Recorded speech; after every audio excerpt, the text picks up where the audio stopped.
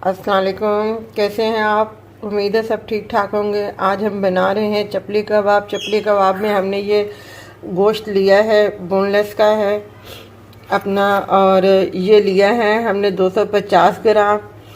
और इसमें जो अज्जा डलेंगे उसके लिए हमने ये 2 टमाटर चॉप कर लिए हैं, एक बड़ा प्याज हमने चॉप कर लिया है, ये 5 मिर्चें हमने चॉप कर ली हैं, 5 जो है लहसुन के हैं जो हमने चॉप कर लिए हैं, इसका टुकड़ा है जो हमने कूट के पीस लिया है, मतलब इसके बारीक कर लिया है, पीस लिया है।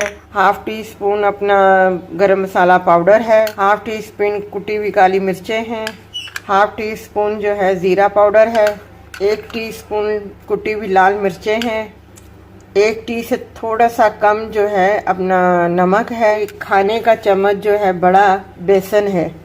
हम गोश्त को थोड़ा सा वो कर लेते हैं, मशीन में ब्लेंड कर लेते हैं, फिर उसके बाद हम आपको बताते हैं। ये हमने कीमा जो है पीस लिया है, ये कीमा बिल्कुल खुश्क है, इसमें शामिल करेंगे।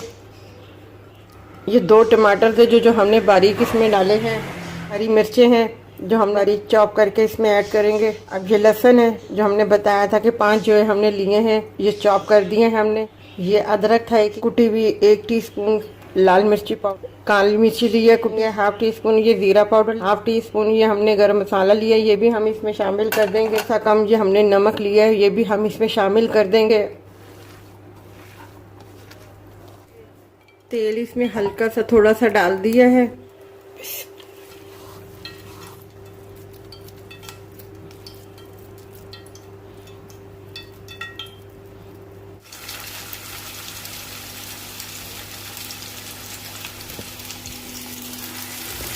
ये हमने इसमें डाल दिए हैं फ्राई पैन में।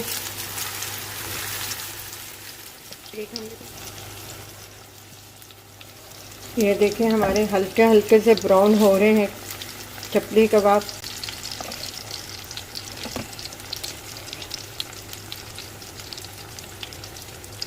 आप ज़रूर बनाइएगा, बहुत मज़े के हैं। पुदीने की चटनी के साथ, इमली की चटनी के साथ बहुत अच्छे लगते हैं।